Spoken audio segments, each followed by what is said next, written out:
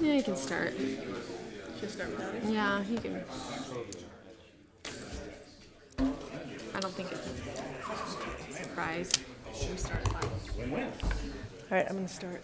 Okay, we want to welcome everyone to our, maybe we'll wait till Joanne sits down. We're going to wait just a minute, I guess.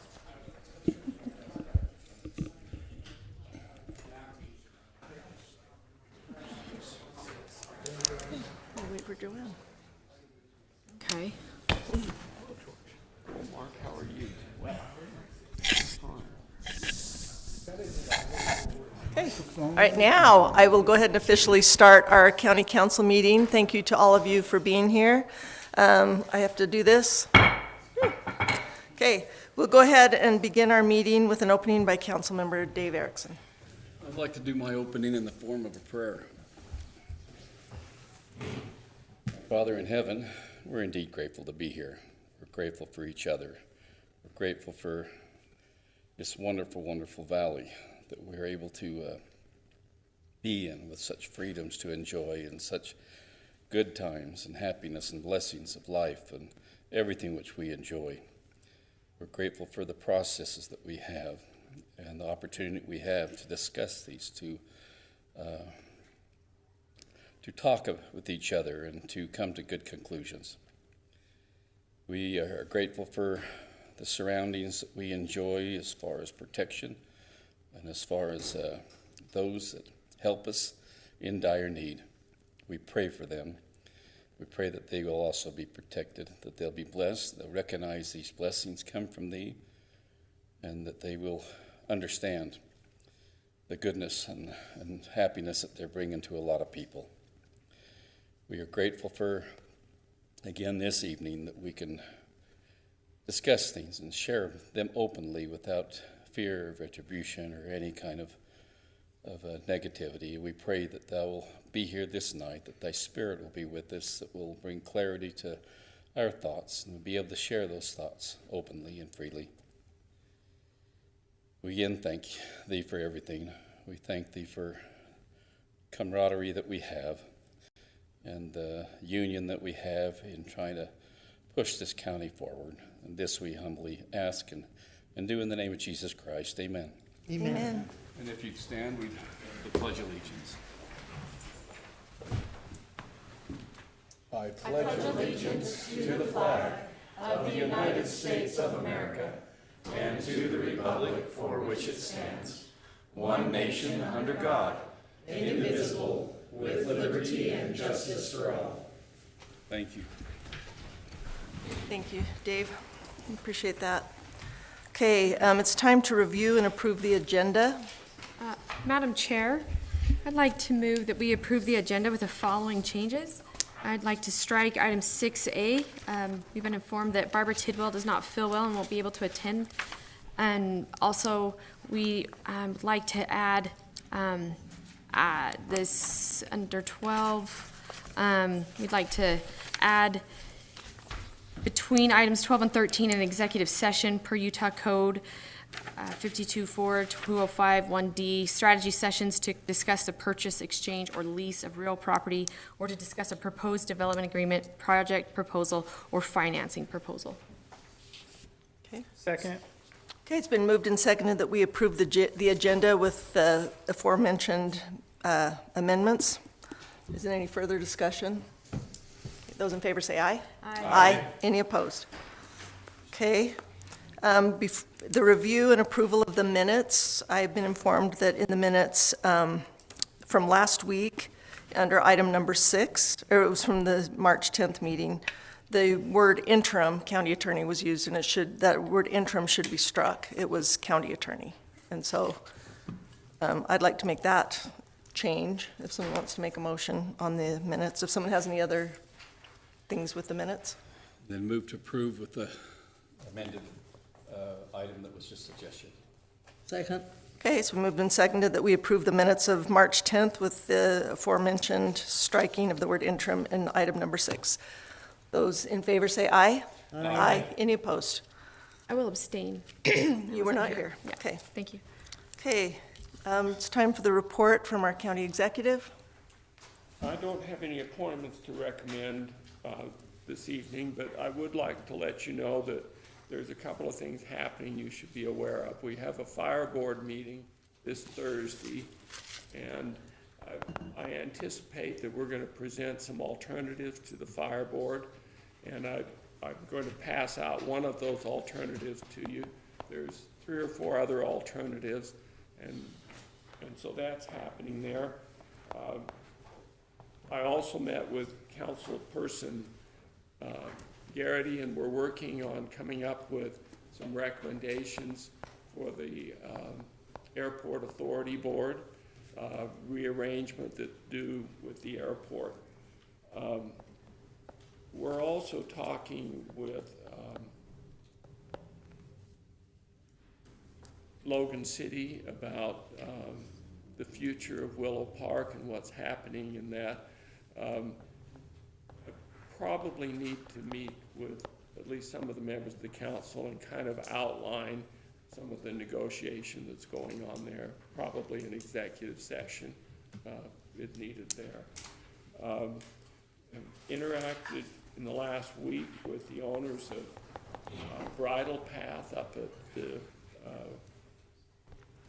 Sherwood Hills, and we're engaged in a dispute over what constitutes public access up there, and we're working on that. Just a variety of things that need substantial attention. We've been very busy the last couple of weeks. Okay, thank you for that report. Does anyone have any questions for the executive? Okay, thank you. All right, we'll move on to item 6B, the Connect Public Transit Report. Sean Bushman.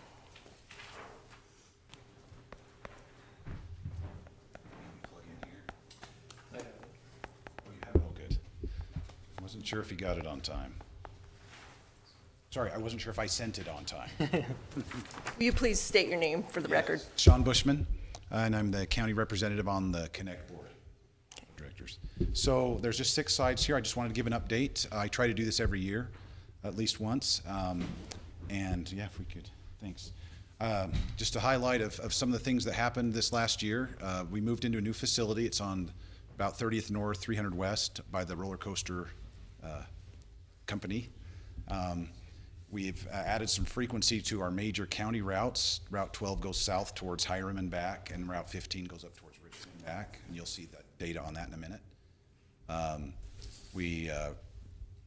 It ended up being really difficult, but we ended up providing bus service to the fallen officers' funerals in August.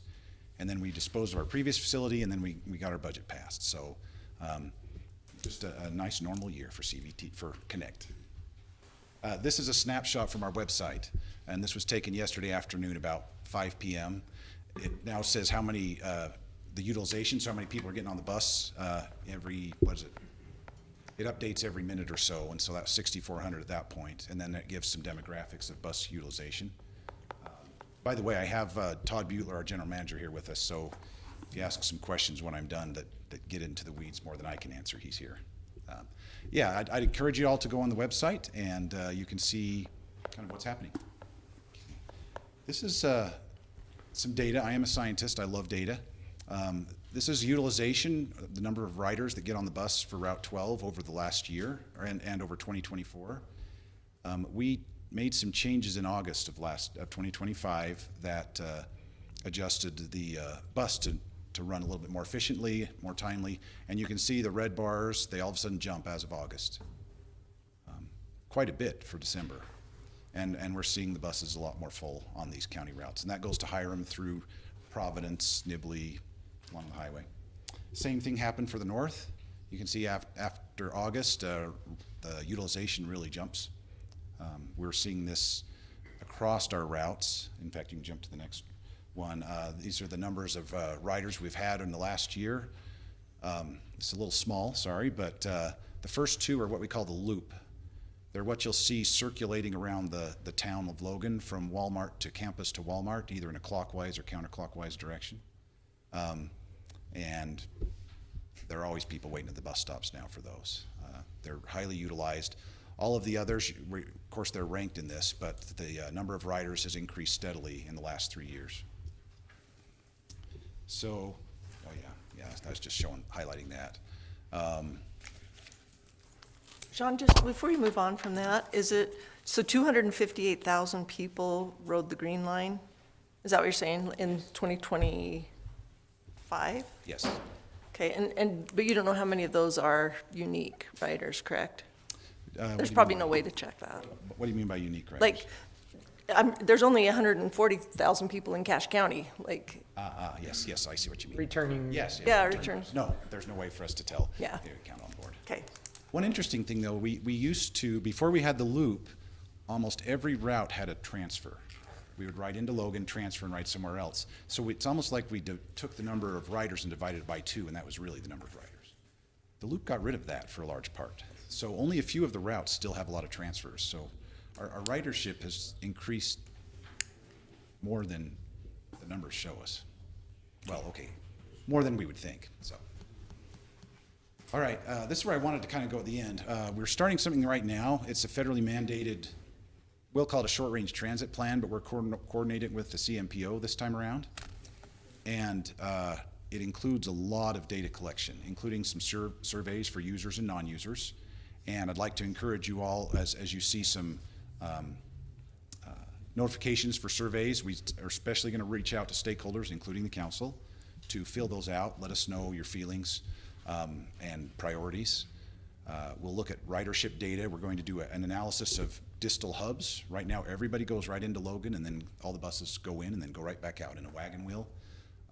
That's getting more difficult to keep timely. So we're thinking, of hubs. How would it work if we had smaller hubs north and south? Creative transit options in areas. We've implemented something called the Pool in Providence and River Heights, which is an on-demand service, but instead of going to houses, it'll go to a bus stop. That keeps it kind of from not getting out of control.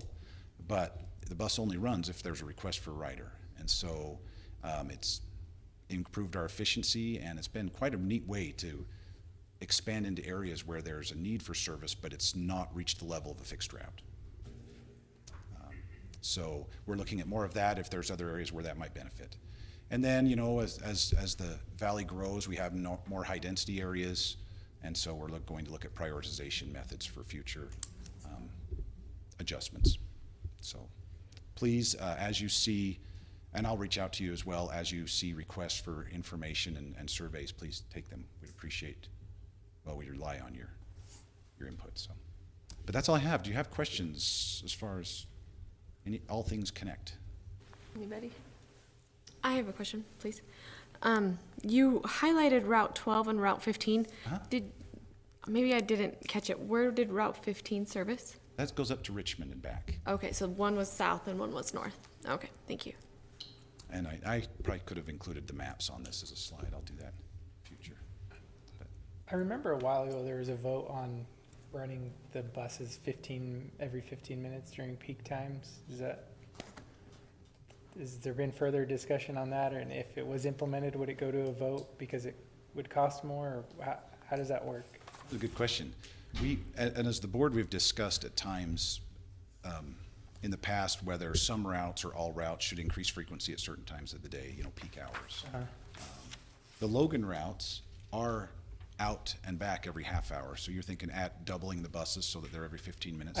I remember that was, Yeah. I think it was in 2010 or something that was on the ballot, and every now and then I hear that desire brought up, Yeah. because you've probably done surveys, but it seems like time is the biggest deterrent from riding the bus, so I didn't know if that was, Okay, yes. where that discussion was.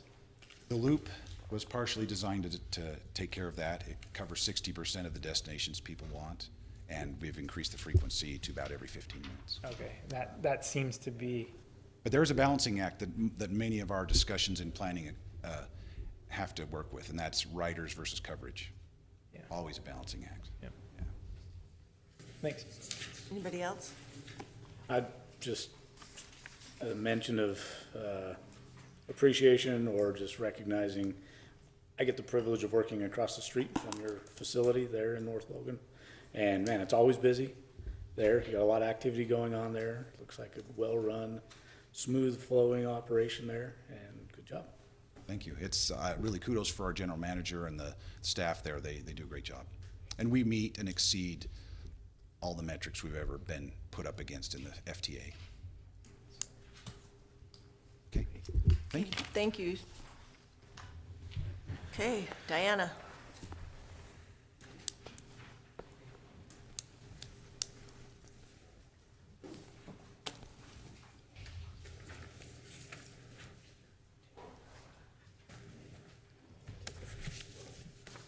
Good evening, ladies and gentlemen.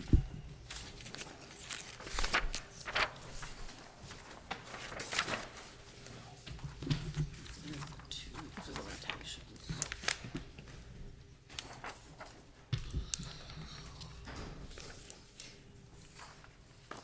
So we collectively, the Auditor's Office and the Treasurer's Office, come before you this evening to request your authorization to correct a tax increment distribution error involving the redevelopment agency of North Logan City's North Gateway project area.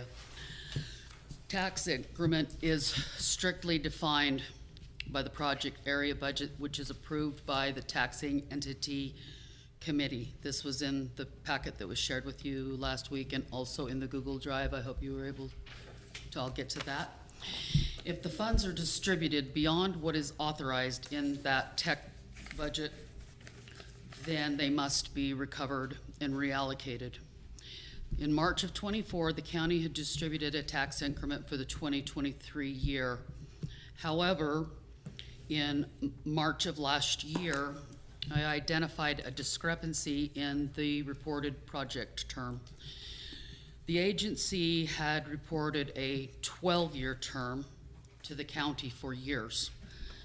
And then I noticed they have to now report to the Government Office of Economic Development at the state level, and I noticed it had changed to a 13-year term.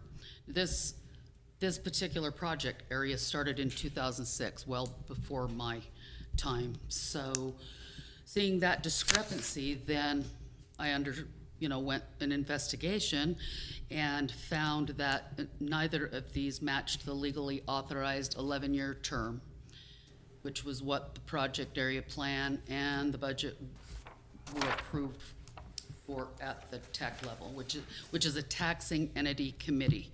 Taxing entity committee means there's someone from the county, there's someone from North Logan, there's someone from Cache County School District, there's somebody from the state school board, there's somebody from the Hyde Park Cemetery District, there's somebody from the Cache Mosquito Abatement District. So all entities are represented, and in the law, any vote that they take is binding on all entities. So our records that we discovered in Tamara's paperwork clearly showed that the taxing entity committee had unanimously approved an 11-year term for the project plan and the project budget. So under Utah law, as I said, that vote is binding. And the tax increment may only be distributed, and this is under the treasurer's statute, 59-213-65, I believe, can only be distributed within that authorized period. So any distribution beyond that term exceeds our statutory authority. So after consulting with the Utah State Tax Commission last year, we were advised to claw back the overpayment made for that 12th year and to recognize that the project area had already terminated. So I requested documentation from North Logan to verify any potential amendments or extensions that may have differed, but none have been provided as of today. Meanwhile, all of our county records, including committee minutes, project budgets, North Logan agency resolutions, North Logan city ordinances, all consistently confirm the 11-year term. So based on this, the county has determined that the $150,615.75 distributed for that 12th year was an overpayment and constitutes an administrative error. This correction is not punitive. It does not create any new obligations. It simply ensures compliance with Utah law, and it restores the proper allocation of the funds among the affected taxing entities. This is strictly a reallocation of previously distributed funds. We recommend implementing this correction during the final distribution for the 2025 year, which McAllister says is due by March 31st. And at that time, the funds would be reallocated as follows. Cache County School District, $104,814. Cache County, $22,078.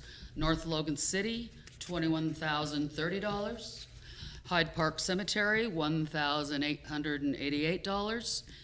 And the Cache Mosquito Abatement District at $807. 807, is that what you said? 807.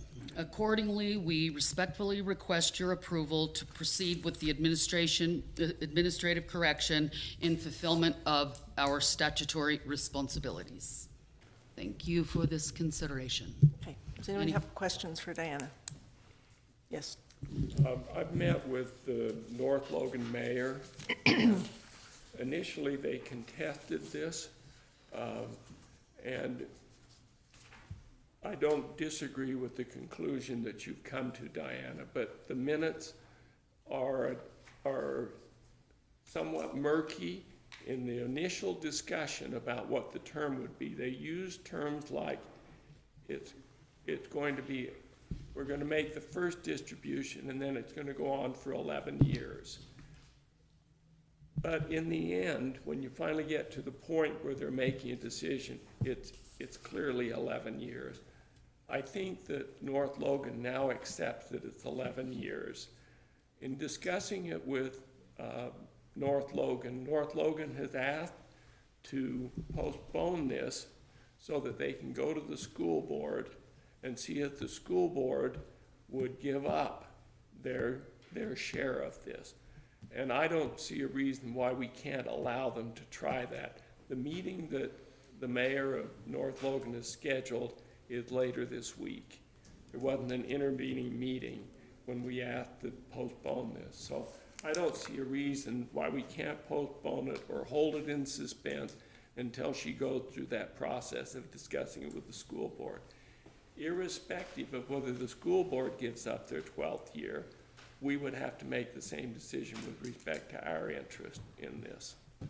So, question, because I think The mayor had asked me whether we were going to make a decision tonight. I did not know this was going to be on the agenda tonight, and I told her that I didn't think we would make a decision, that we would allow her the time period. Should be able to have that meeting and have knowledge of it before the 31st of March as to what happens. I spoke with North Logan's mayor today, and so she was aware that we were going to talk about it tonight. I talked to her about that. And the time frame that we're under is that our treasurer's office is statutorily required to write a check to North Logan on March 31st. So so that's why it needs to be done tonight. Whatever we decide, it has to be taken care of tonight. We can put some of that in a suspended account until if the school district comes forth with a written document that said they would give up theirs. The school district, from what I understand, was under the impression that it was a 12-year CRA as well, and so they were not expecting more money. If we get that documentation from them, then that changes things, but we won't know that before March 31st, and so we have to make a decision tonight regarding this money. Some of it we could put into a suspended account, but like the county's portion, we need to decide tonight, are we willing to give that up or not? I don't know that we can speak for the cemetery or the mosquito district abatement. So there's several things to moving parts to this situation. And Keegan, you had a question for Diana. well, it was about the deadline. Okay. And it sounds like you answered it, which is, Yeah, we have to write a check to them as of March 31st, but we can withhold, we could withhold something in suspension and then pay it, and we could authorize payment on our April 14th meeting if we decided to do that till it's all cleared up. Or we can make a different decision tonight. It depends on what everyone wants to do. We need to have a discussion and decide. my suggestion to you is I think it's clear that it's 11 years. I think Diana's research it supports that. However, we made the mistake of distributing the money in our records. When you look at them, I have to confess, some of the records were confusing to me until I got all of the records and laid them end to end, because there was a lengthy discussion about it being a 12-year term, and then it went back and forth in the meeting. At the end of the meeting, they said 11. So, but it's clarified because there's a financial report attached to it that clearly shows 11 years. But apparently for 10 years, the reports go in saying it's 12, everybody's making it's 12. If the school board wants to give up their money, I don't think we need to be too concerned about it. But I got a report from Mayor Peterson that they would do that. I just said it needs to be in writing, it needs to be the school board. It isn't sufficient to just have a telephone call on it. And then we have the same decision to make. So if I could respond to that? Yes? So in the beginning, the tech committee was considering a 10, 11, a 12, and a 15-year scenario. This particular gateway project, which is the North Gateway, which is right around 2500 North where it joins North Logan, had been designated as a blighted area back on September 1st of 2005. By law, they had 1 year before they had to adopt a plan. And so when the beginning in those minutes in the 11th, they're saying, well, we have to move forward with something, we can amend it later. So then the agency did a resolution, the city did a ordinance, they adopted the 12-year plan, August 17th of '06. August 28th, the tech came back and said, well, we amend it, and they voted unanimously to accept the 11-year.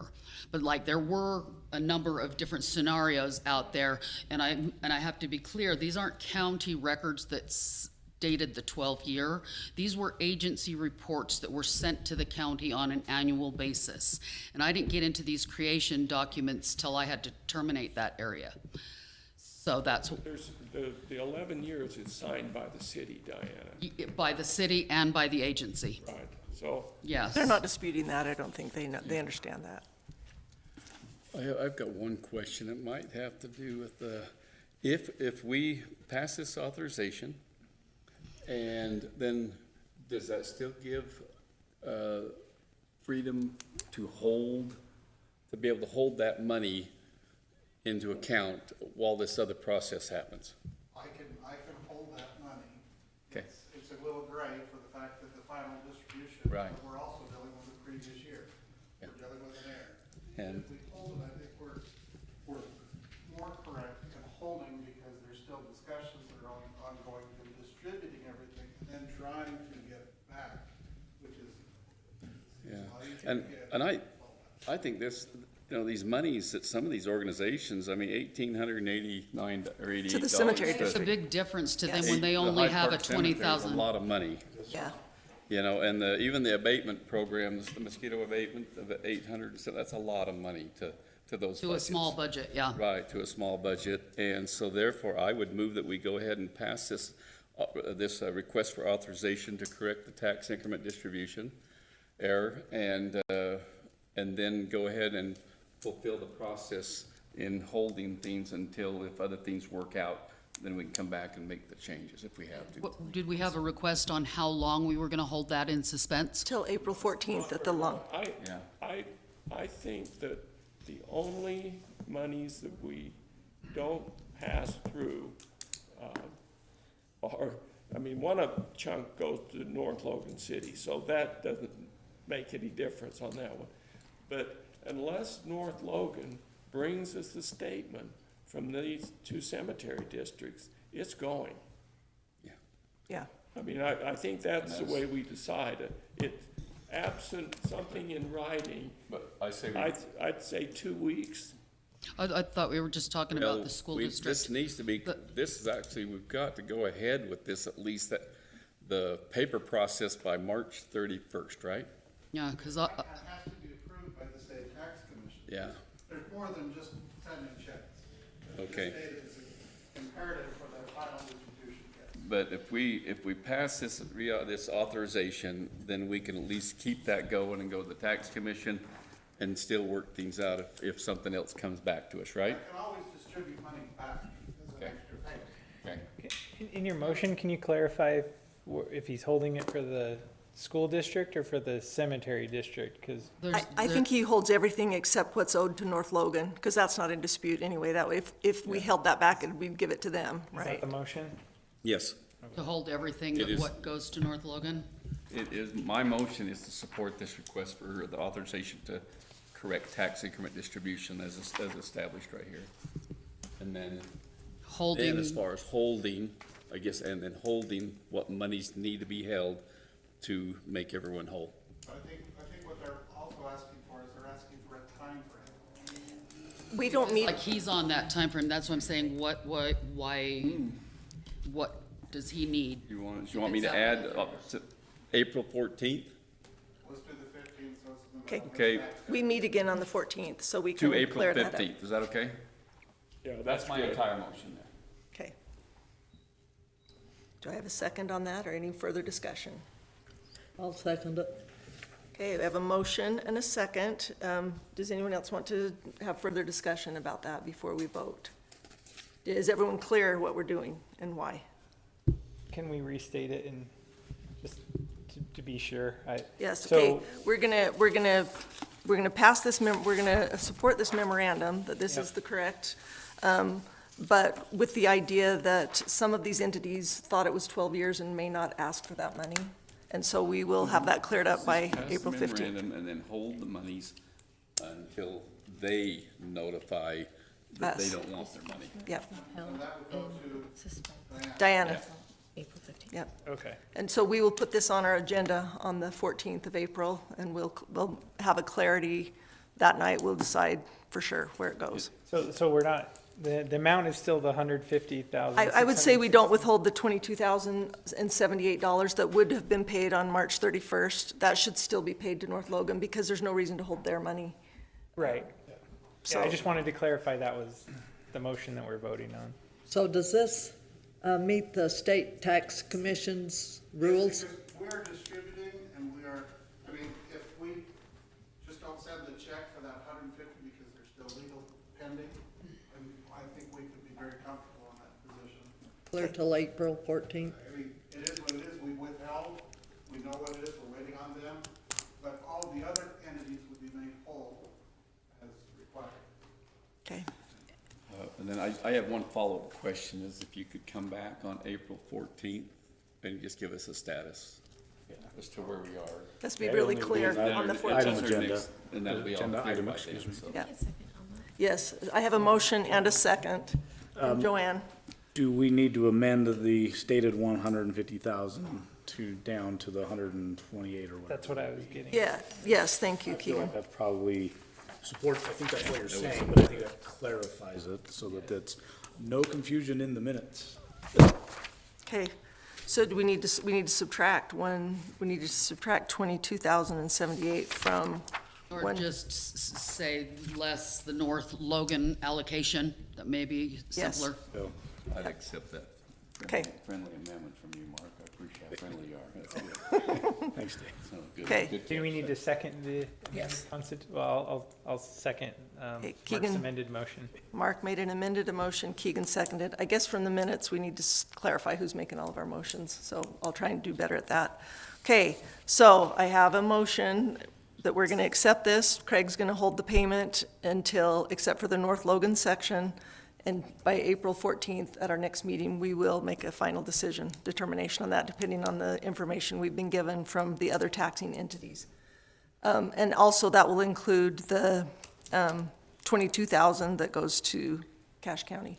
And I think Mark's about to give us a total. Oh, I don't have the 20,000 whatever, so Okay. I was doing a different North set of Logan's math, was but- 21,000, 30. 29 and 51 cents. Yeah. The Okay. presentation was rounded, sorry. Okay, that's okay. 21,029 and 51. Okay. All right. I have a motion, several motions and seconds, that we do the things that we have discussed and clarify this on the 14th of April. Those in favor say aye. Aye. Any opposed? Okay, thank you. That was confusing, but I think we've come to the right. Very convoluted, thank you. for- Yes, and thank you for your work, Diana. We appreciate you. We appreciate everything you do. I don't think you're going too far away either. Yeah, oh, you know what, it's 5:30. We're going to go ahead and do our public hearings before we get to the Board of Equalization. Are you okay with that? Are you okay if we do public hearings before we get to Board of Equalization? You are the boss. Okay, we're close enough to 5:30. I think we need to do our public hearings. Okay, so on 8A, I need somebody to make a motion to set those public hearings. Move to set the following public hearings to April 14th, 5:30. That's ordinance 2026-14, Detson 2 rezone, ordinance 2026-15, 40-acre industrial rezone, ordinance 2026-17, amendment to the Cache County Code Title 16 and 17 to reflect Utah Code recodification, ordinance 2026-18, amending the Cache County Consolidated Fee Schedule to amend fee assessments related to 911 services, ordinance 2026-19, amending the Cache County Consolidated Fee Schedule to amend fee assessments related to county fire and EMS service. And finally, resolution 2026-10, a resolution opening and amending the Cache County 2026 budget, second amendment. Second. Okay, it's Are been you gonna moved. repeat it? It's been moved and seconded that we set the public hearings for the ordinances that were mentioned, the ordinances and the resolution. Those in favor say aye. Aye. Any opposed? Okay, I think we're good there. Okay, so we need to hold a public hearing for ordinance 2026-16, amendment to the Cache County Code regarding wastewater systems in source water protection zones. Brian? Brian Abbott, Development Services. Tonight, we have an ordinance amendment for water and sewage requirements. Go to the next one. So, in the county, we have water protection zones, and Cache County Code addresses zones 1 and 2 with regards to septic systems.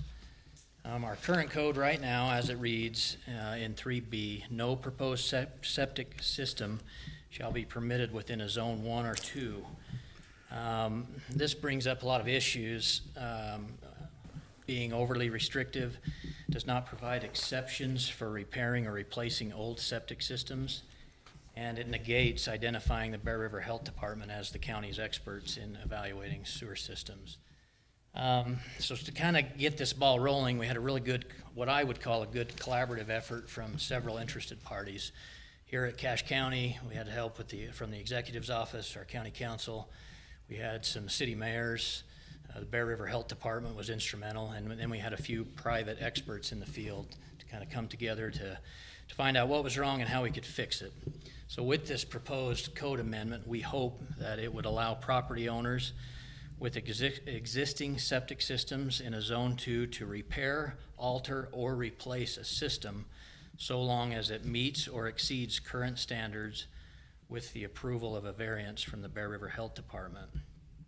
Also, new proposed on-site wastewater systems may be allowed in a Zone 2 so long as no part of the absorption area component of the system is located in Zone 2, and that we continue to identify the Bear River Health Department as the expert in identifying the absorption component of proposed systems located in Zone 2 also. We added 4 new definitions. I think you've all had a chance to read those. I don't know that I need to. Wastewater systems, so new systems, as we just said, as long we can have a new system in that zone as long as the component for a new on-site wastewater system, alternative or conventional, shall be permitted as defined by the Bear River Health Department. they'll be the expert in deciding where that absorption area is and making sure it's outside of that protection zone. Existing systems for repair. The owner of an existing on-site wastewater system that is located within that source 2 and working with the Bear River Health Department to make any needed repairs to the system to ensure it functions properly and does not create any new risk to the environment or the public health. Existing systems can also be altered or completely replaced. So any existing system in the Protection 2 zone may request a variance through the Bear River Health Department for any proposed alteration or replacement. And then an existing system, if it does get altered or replaced, it shall result in a system with equal or greater protection of the public health and environment as required by meeting the minimum standards and intent of Utah Administrative Rule 317-4. That's a state code, the Utah Administrative Rule, that specifically talks about on-site wastewater systems. With the written approval of a variance from the Bear River Health Department, it must be included as part of a zoning clearance application. This was brought before the Planning Commission on March 4th, 2026, and they recommended approval to the County Council 6-0. Any questions on that? So, I was just gonna ask about, how do they determine zone 2? Is that distance or what? yeah, it is. So I should have spent more time talking about that. Zone 1 is a 100-foot radius surrounding the wellhead or spring collection area. And Zone 2 is an area within a 250-day groundwater travel time. 250-day groundwater travel? Yeah, Is for that the what you water- said? Yeah, just filter down. It would be interesting at some point to show us a map of the county and show even a small portion of the county and show, to get a Those visual of where zones. those zones are, yeah. Yeah. Some This- of us have seen them, but I think it would be helpful too at some point. Typically, how big is a 250-day groundwater travel time? Or does that just depend on the soils that exist Yeah, in the there's a area? lot that goes into it. We should have had a picture. Up in Cove, what's kind of started this all, it's probably 3/4 of a mile, potentially. What kinds of soils are in Cove? What kinds of soils are in Cove? It is a combination Is it very There are a lot rocky? of clays. It's clay, A lot okay. of clays up there, which, That makes it more time. yes. Percolation takes It- longer, it does, okay. and it does kind of, I think that's a wonderful question about, really those specific zones, where those soils are and how the makeup and what really determined, and when they were established as a Zone 2. Because the timing of those, Yeah, a lot of them, the one in particular in Cove was established after a lot of houses were already there. right. As well as, and that's what kind of leads to my biggest question here, and I've brought this up before, and I think it needs to be shared with the public, is that I am a little worried that some of these zones have been created after ownership between a lot of properties have occurred, and now all of a sudden we've limited them on what they can do with that property because of a Zone 2 was put on them, and they may not be able to cross over other people's properties to get out of the zone to discharge waste. Yeah. And so, in some reality, there is a decrease in value to that property that has occurred by, Being in the that zone. greater public good, I guess. And to me, that's, in some ways, ought to be a takings that ought to be mitigated Yeah. somehow. Before we go too far in our discussion, it's a public hearing, Yeah, we right? need to have a public hearing Yeah. on this, then we can discuss it later too.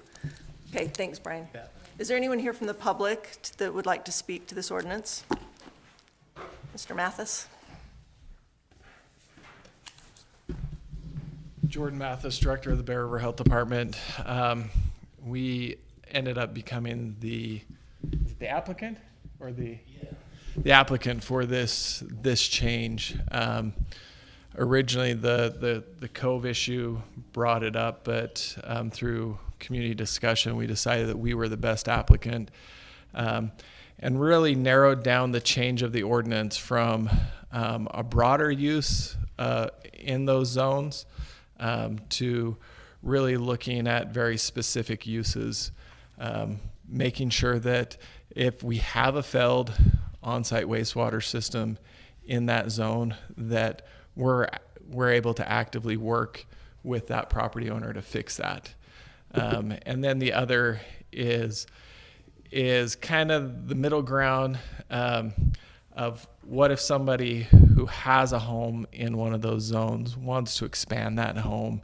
Are there ways that we can work with them to expand that system while still offering the same amount of protection that's already there, that's been grandfathered in?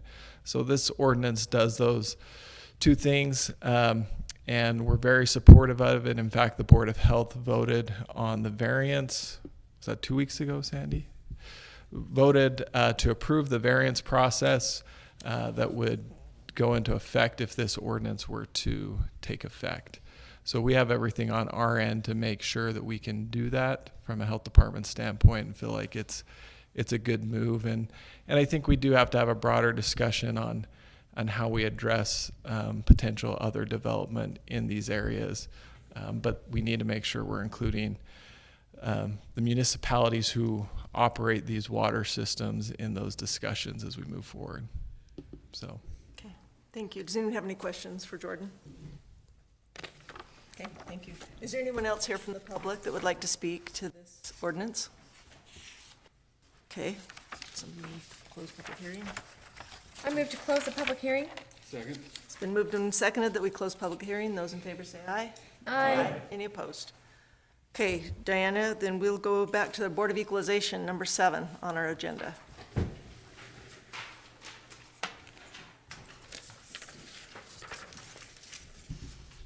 Do we have a motion? Yep, move to go into Board of Equalization. Second. It's been moved and seconded that we go into Board of Equalization. Those in favor say aye. Aye. Any opposed? Okay. Right, so we have the second batch of our exclusive use exemption applications before the council. I'd like to start, we have 20 tonight. I'd like to start with the 11 charitable. All are previous except for, we have the Pregnancy Resource Center of Cache Valley. It's in the old library just east of the Tabernacle. It seemed that it was in good order. Comes with a recommendation for approval, as do the rest. And then there was another interesting change on CAPSA. They had a name change into 2 LLCs, which they own entirely. So that's within the application. Everything is in order. We've seen all the legal documents that show that they own it entirely.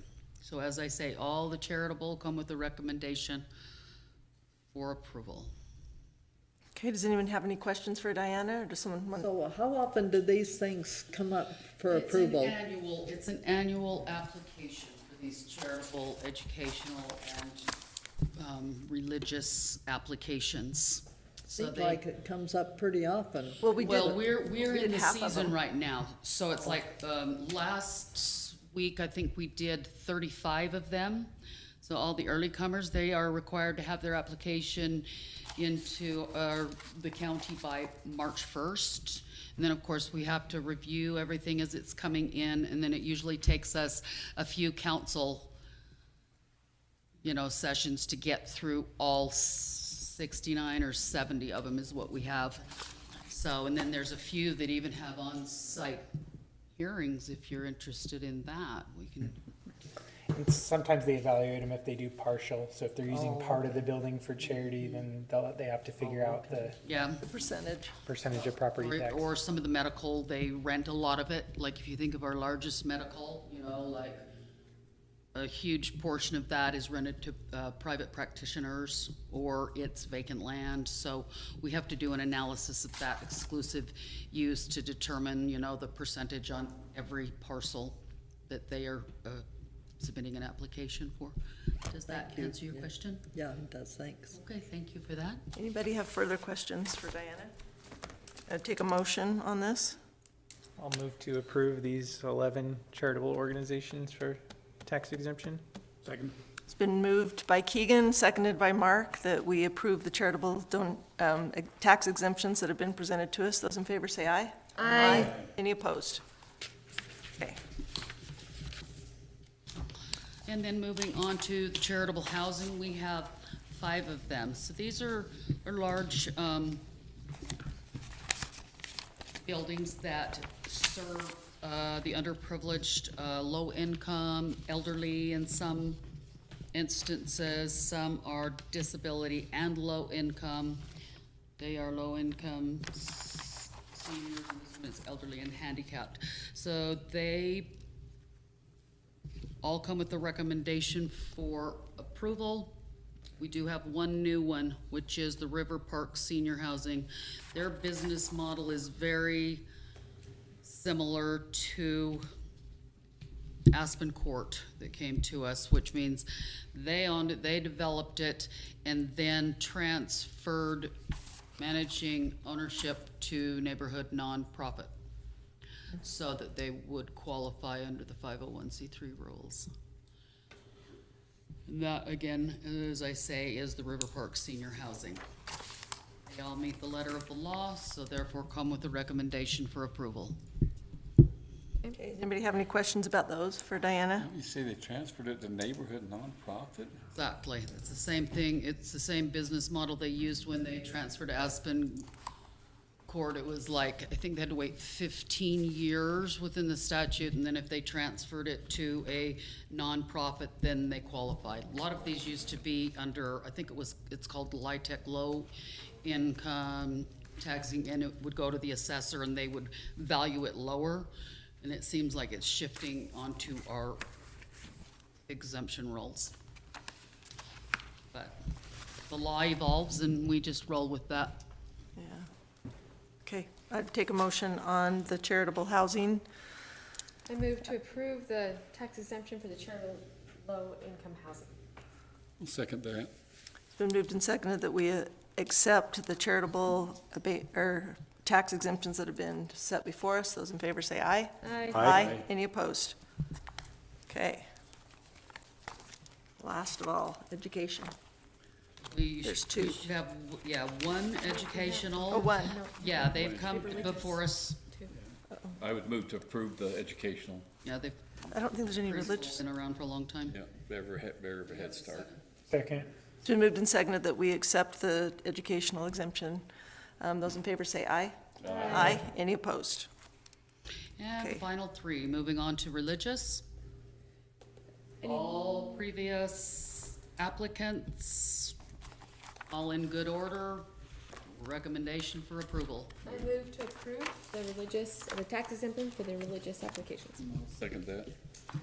And then you'll pass that off to Bryson and. I don't have any religious ones here, Diana. I have charity, I have housing, and I have the education. I don't have any religious ones, unless they're in this big pile of charity ones. We should vote on the motion on the floor. Yes, okay. It's been moved and seconded that we accept the religious charitable exemptions that have been proposed to us. Those in favor say aye. Aye. Aye. Any opposed? Okay. Is that it? That's it. They would give us copies of what you should have. Move to exit the Board of Equalization. Second. Okay, it's been moved and seconded that we exit the Board of Equalization. Those in favor say aye. Aye. Thank you. Any opposed? Okay, thank you. I will finish signing those later, Diana. I didn't get to all of them. Okay, next on our agenda is initial proposals for consideration of action. Ordinance 2026-16. Brian, this one's you. The public hearing, yeah. Huh? We just had the public hearing. Yes, this is the one we just had the public hearing on. So this is the time for us to make those discussions and to ask Brian any questions that we might have.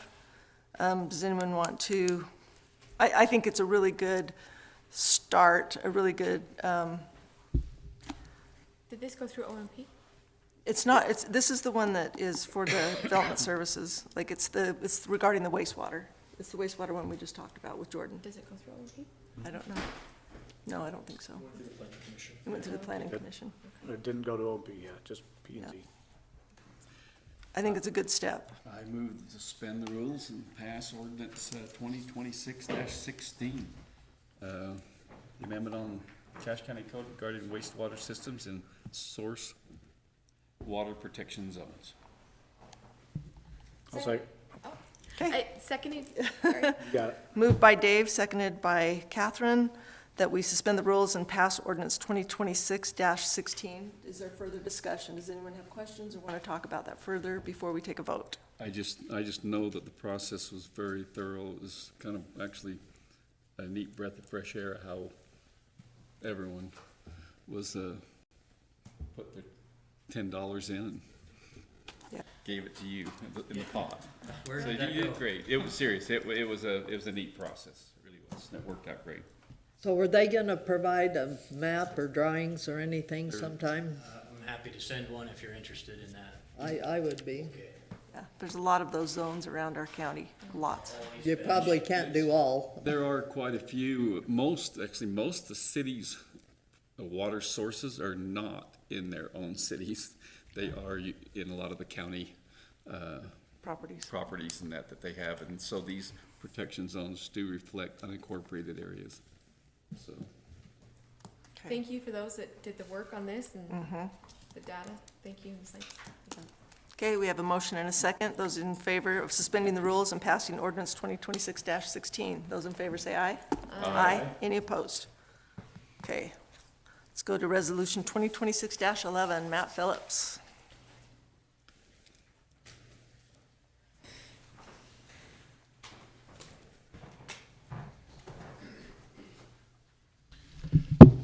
Matt Phillips, Public Works Director. Council, I appreciate you guys putting this on the agenda at short notice. Just a little bit of background. The code allows the council to put on seasonal restrictions for the county roads for damage, erosion, just health and safety. Just for some background, there's 18 roads that the county closes seasonally. We have two major dates of when those usually reopen. One of those is April 15th, the other one is May 15th. In 2022, we were here at about the same time asking for the council to put out a notice that those restrictions were going to stay longer than that because we had 5 feet of snow. So our restrictions are based on historical information, historical knowledge, when we usually get our snowfall and those types of things. You guys are all aware this winter has been unusually warm. We haven't got very much snowfall. And so in conjunction with the road department, we have gone out, we've looked at a lot of these roads that are seasonally closed, and we feel like that they're in a good enough condition.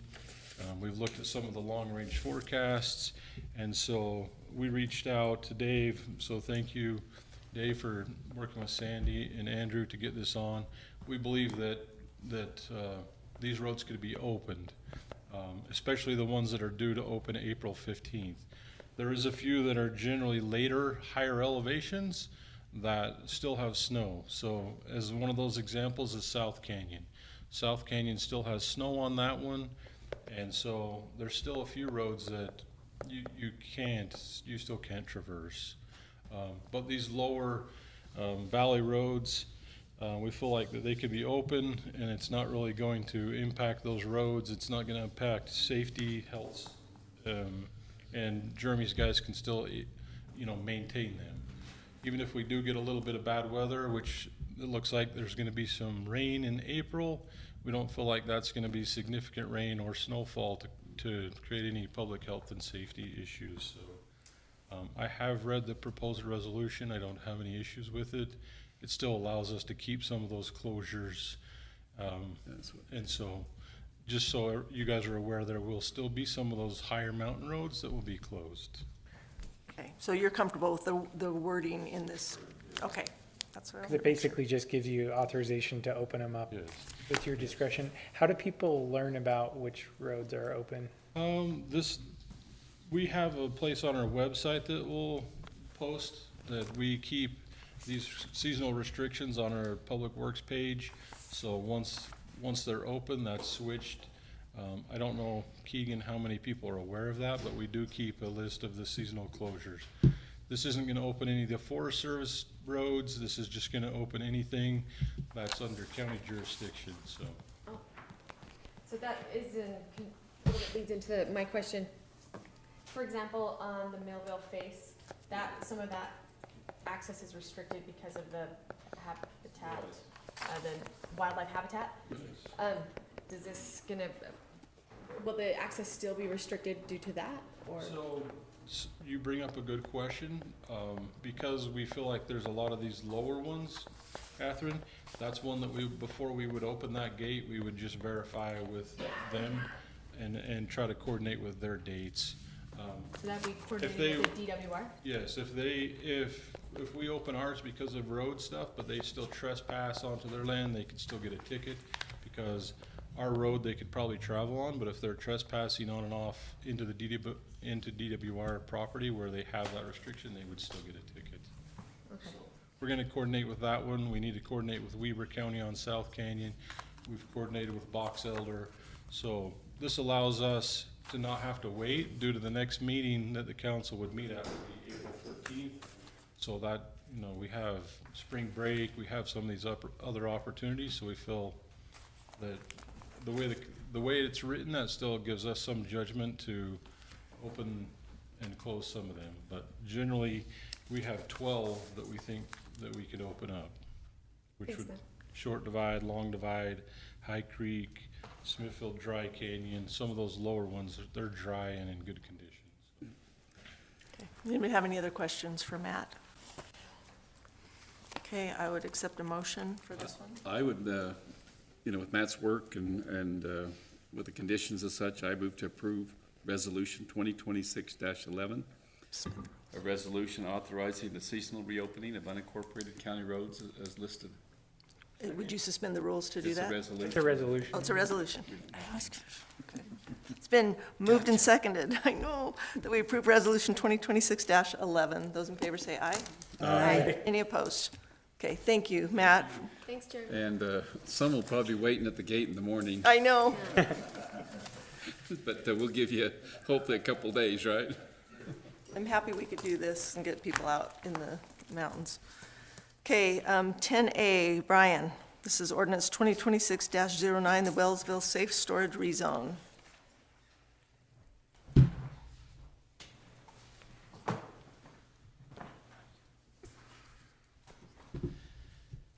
We'd gone over this last meeting. Do you have any additional questions? I know you had asked for maps. We got those sent out. Hopefully that helped. It did. If you have any other questions, I'm happy to try and answer those. If not, I think it's just probably time to make a decision on it. Okay, does anybody want to open that discussion? Maybe I'll just comment, I don't know if anyone else could find it, but there was a comment made last time that there was a zone approved similarly distance, and I looked and I couldn't find anything since It's on like the Highway 30. 90s. It's on Highway 30, on the road towards Tremont. Okay. It's on that highway. Do you know when it was approved? Is it in the last 5 years? 2022 would be Yeah. my guess. Okay. Yeah, it was Okay, within the thanks. last 5 years. Okay, Well, I don't know if this is appropriate time, but, when I'm coming through the valley, I don't notice the green space. I notice the great big buildings from the USU. And I don't even know if those are totally utilized, do you? Because it seems like there's not very much livestock in those. yeah, I think that seasonal, I'm not exactly sure how they run that, Yeah. those buildings. When my son was in the agriculture program, seemed like they were always pretty busy, but anyway, that's what I noticed coming through the canyon. I don't notice the green space, so I don't think this storage is gonna interfere that much with the green space. That's my personal opinion. Okay. I have a question. I wasn't here for the last one, so I'm sorry I missed out on some of the conversation, but there's comment that Wellsville has, this is part of their future annexation declaration, that they have said that they're fine with this, but being so close to Wellsville, why doesn't it annex into Wellsville? They didn't say. They just said they don't have a problem with this. And they wrote a letter as well and commented last time in public. Scott Wells was here. I think the language they used specifically is they didn't oppose it. Okay. Okay, anybody else want to chime in? I did get some more insight on why this was brought as a industrial and not a commercial. And the reason that I heard was so there could be RV parking potentially as an option. But there was potentially some willingness to resubmit as a commercial if that was a hang up for people. Okay. Dave, Mark, you want to say anything? I know the area is, I don't know, I personally hate to just see that going up in such an open ag area that has a lot of agriculture education in several different places, and then to me, it just doesn't quite fit in that area. So, and I noticed the Planning Commission felt the same way. So they recommended for denial also. It was split. It was 4-2. 4-2. Yeah. Okay, yeah, I've wrestled with this one because to me, I do not like the idea of putting an industrial zone right there. I looked at the maps that Brian sent us, and there are some commercial zones close, but there's not industrial. They're quite a ways away for anything industrial. And I feel like I would have a hard time approving I just have a hard time putting industrial right there in the middle of all that green space. And I hadn't heard the thought that made, and I wondered the same thing, why it wasn't asked to be commercial. That would be a little more palatable to me, but I'm still torn. I think that, I just think that there's a lot of different, it's a complex situation. So I would accept a motion if someone wants to if somebody feels comfortable making a motion. We need to make a decision tonight on this. The applicants are here, we could ask if they want commercial. Yeah, the applicants are here, I know you are. Is there interest in reapplying as a commercial? We could. Want to have them come up? Yeah, would you come to the microphone, please?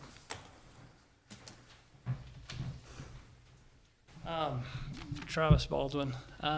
We could, it fits our purpose either, commercial or industrial. The only thing that the industrial did, like you said, was it adds RV parking, which we don't actually plan on that. But we didn't know which one to go with. So like I said, we can go, we just have to go back through all the process again. So commercial does work, industrial does work. We're not gonna change our plans, whether it's commercial or industrial. It's gonna be the same. I just think there's a lot less allowed, the things that are allowed in industrial are a lot more hard for me to swallow than. And we understand that. Like you said, Wellsville City, I think in their master plan will eventually take over in that area. They got commercial right over there. And they may rezone that once they incorporate, I don't know. But again, it's gonna be the same no matter what. And it really doesn't take away any of our plans. Okay, thank you.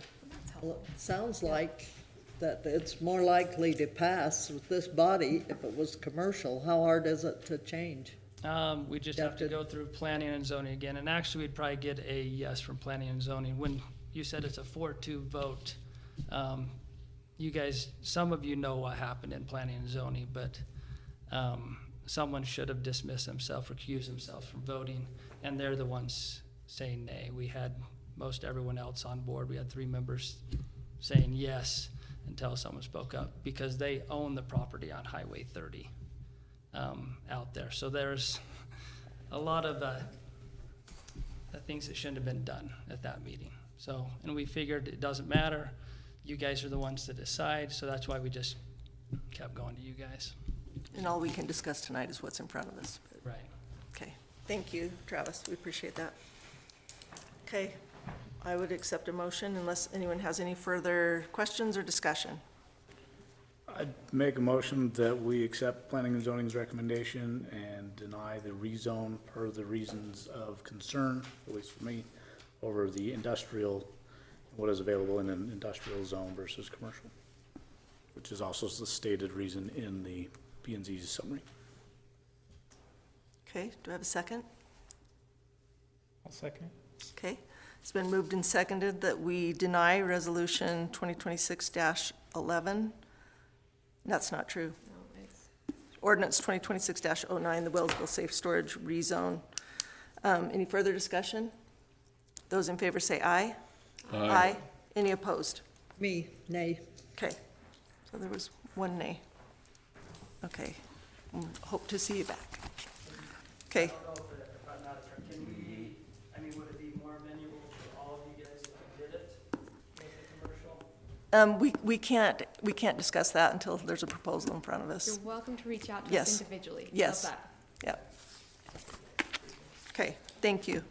All right, ordinance 2026-12, enacting the requirement of online publication of county council legislation. Andrew.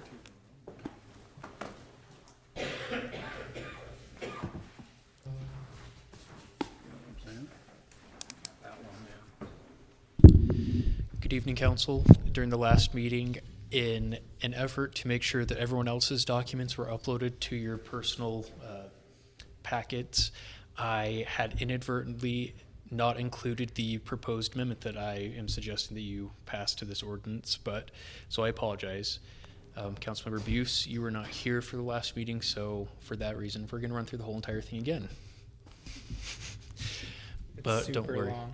But don't worry, it'll be pretty quick and painless. In short, Ordinance 2026-12 requires that the county publish all final legislative acts of the county council online. It's pretty common practice throughout the United States. I think that specifically assigning it in county code is I think it would be pertinent to do that. At the moment, we don't have an official online location. I'm sure there are previous media packets and other secondary sources, but there's no one primary source to pull from. In Ordinance 2026-12, it mandates that there be a central location online for all the council legislative acts. It requires all legislation be available online within 30 days of filing consideration. It requires an online public/master global tracking table of all voting results. And it designates the county clerk's office as the entity responsible for the publication and maintenance. The county clerk's office already collects all final ordinances and resolutions, so it's kind of a no-brainer on that one. Here's an example of what a public legislation index would look like. This is from Logan City Council. This is a list of their ordinances. As for the master global voting table, here's an example from Washington City, down south. So all that being said, I would suggest to you all, and this amendment is in your packet this time, I promise. The amendment itself eliminates the requirement for a global voting record table, and it just mandates that every ordinance and resolution, I forgive that error, every ordinance, resolution, or other piece of legislation published online, it contain its own dedicated data, including the final action, the date of the vote, those who voted against and for it, signatures of veto. Instead of having a master global voting table, it would just require that each have something like this. Specifically, the reason for this is it resolves the difficulty for manually maintaining a standalone record for over 1,000 pieces of legislation. It removes redundant requirements by shifting the format focus on individual documents already containing the votes. And it increases the odds that those who are reviewing the legislation themselves might actually see the context of what the council has passed instead of just a title and a bunch of numbers. All that being said, like I said, this is an example of what would be required under the amendment. So there are some possible actions for the ordinance that's laid before you. You can pass it as is. You can amend and pass the ordinance. You can return the ordinance to the Ordinance and Policy Review Committee, or you can reject it outright. As your senior policy advisor, as it said in my job description, I would advise you all to go with option number 2. Do you guys have any questions? Is there a cost associated with building this online? Bryson, you're already working with Luke. I'm already working on it with IT. Yep. Okay, so it's internally. Okay. Yep. Nope. This is already happening. This would just be making sure that this is somewhere in code saying this is your responsibility, Mr. Clerk. Okay. Will we be able to go back on old? Yes. You promise? Because I think. Historical? I think they're still digging up. Type in the year and you'll find it. So you're gonna find everything.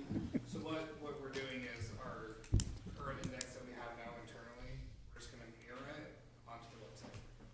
So the ones that was passed in Brigham's days, they'll be there. They're there. Okay. Cool. So why aren't you recommending number 1? Because number 1 would require that separate large table that could have errors in it. This way, with the amendment, it just makes sure that each document already has its own record. Just clears up redundancy. That works good. Yeah. Okay, I would accept a motion on that. I move that we accept number 2, amend and pass the ordinance 2026-12. Okay, I will second that. been moved by Joanne and seconded by Dave Erickson. Those in favor say aye. Aye. Any opposed? Okay, Clear enough on what we're amending. That's what I was gonna say before, we didn't didn't have an mention opportunity for what we were discussion, but do we need to be more explicit? The amendment, is in blue. Yep. it's in blue. displayed in your media packet and online. Okay. It's So it was implied that it was as amended. As amended. amended, yes. Okay, Okay, thank you. thank you.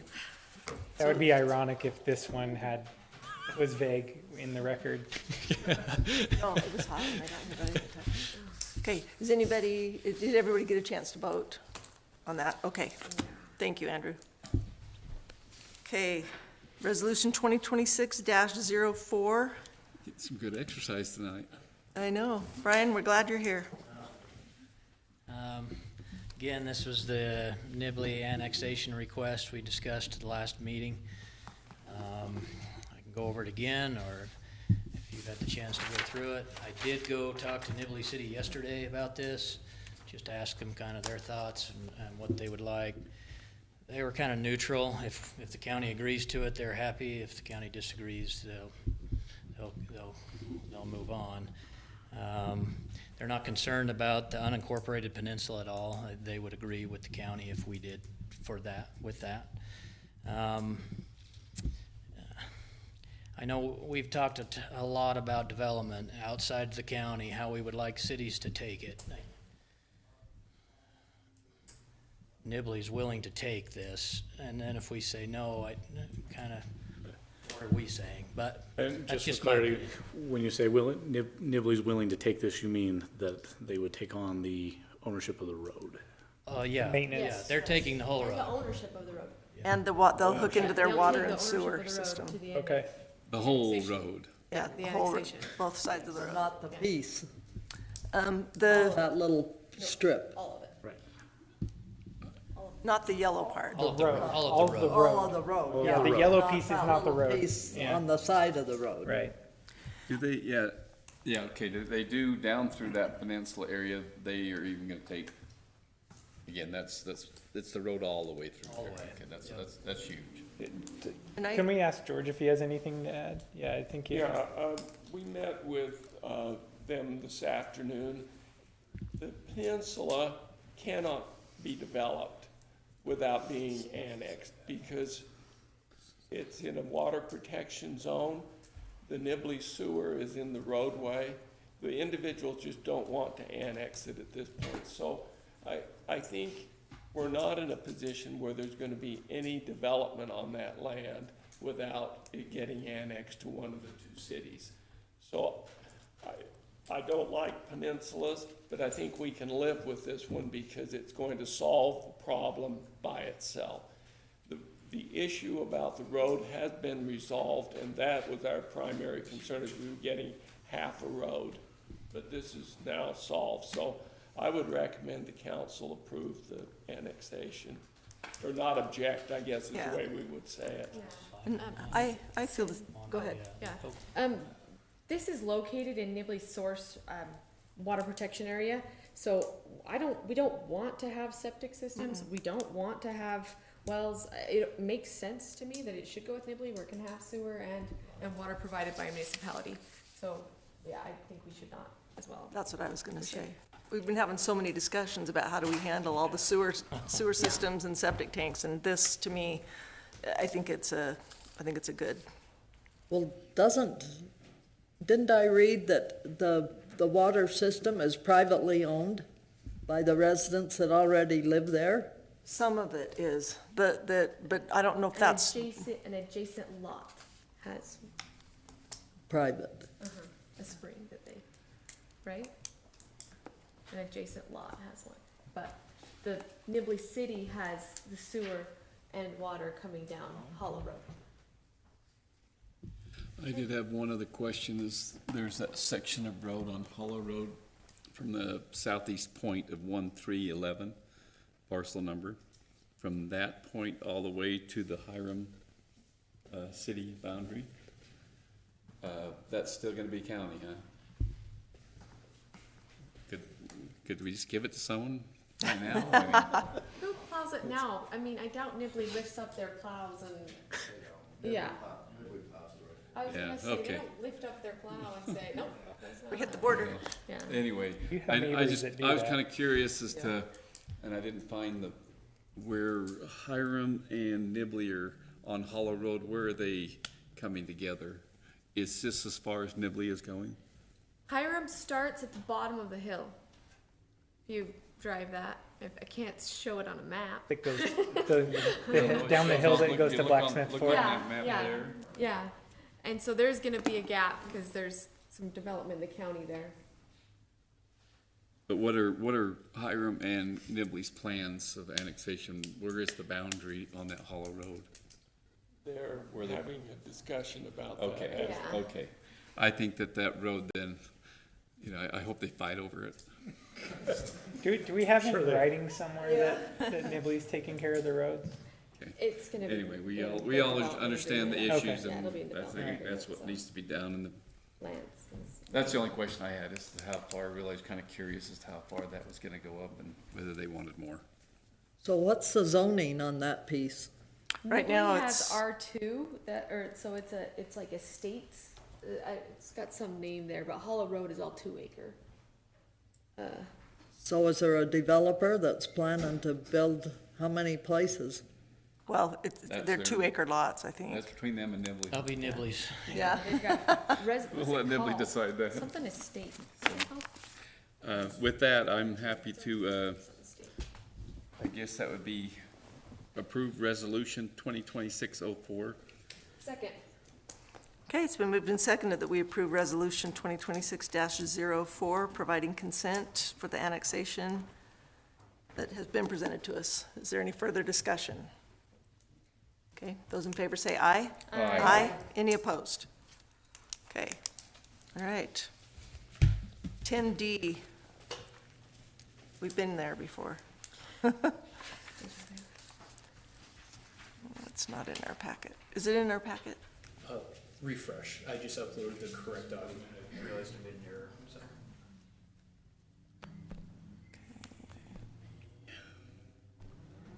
Okay, we have discussed this before. Which one is it? 06? 10D, removal of certain Class B road segments. If you refresh your iPads, you'll be able to see it. Oh, I did. Okay. fresh. I think we're all pretty familiar with this. Does someone want to make a motion? Where does it stand Well, now? doesn't, you have an update for us, right? Yeah, well, yeah, I was gonna. Because wasn't that why, The three cities, and we're still having discussions with them.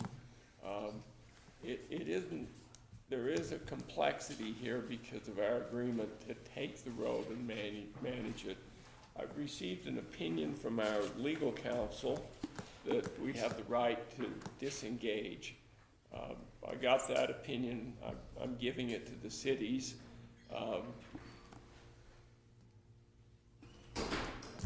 I think it's probably gonna be another meeting or two before we can decide whether the cities are gonna accept that or whether we're just gonna go ahead and do it. In the meantime, I'm expecting to receive a letter from the mayor of River Heights asking us to approve the access in River Heights of that one subdivision so that can get done. Okay. Can we do part without all? Pardon me? Can we do just part of it without all of it? like part of the road, you mean? Yeah, part of Yep. the length. We can approve 2026-06. I think they're gonna come to an agreement regardless. I kinda think that, I don't know. George, as you're making negotiations, would you rather we keep it as just a continued motion, or a continued item that we're not making, or? I think I would just leave it in where it is pending, but I think we're coming to the end of trying to work this out. We're trying to do it amicably, and then if it's not going to, we just pass the motion. Is that? Well, I think at the end of the day, we passed the same motion anyway. Yeah, I don't know if we're just trying to do it for relationship's sake. No, there are some legitimate issues involving this roadway.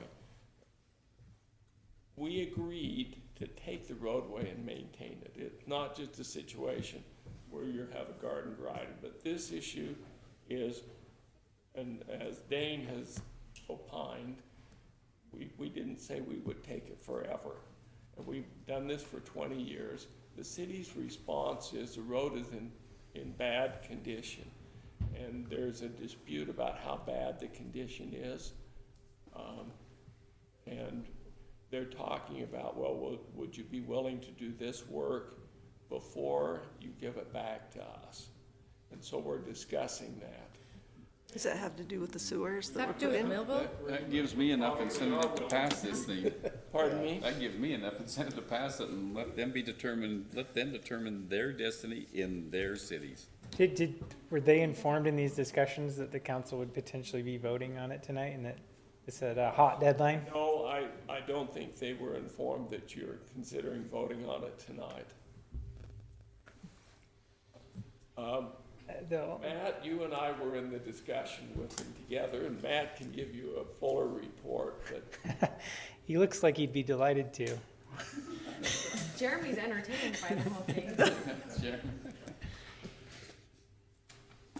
Sandy, it's up to you, I think. It's not up to me. If you want to invite Matt up, I mean. So just. Oh, I'd love to have because Matt we're come talk discussing to it, us. and yeah, maybe while Matt makes his way up here, but. Yeah, Matt, would you come talk to us? As a formal invitation. If there really is a dispute about the condition of the road. Yeah, I wasn't aware of I haven't heard that. Prior to tonight. Me either. But And- they made the condition of the road. And if we're talking the Millville portion where it's been cut across for sewer project, that's not necessarily a maintenance thing. Where would you like me to start? Are there any parts of the road that we have not maintained properly? The county has done very little to low maintenance on those roads for some time.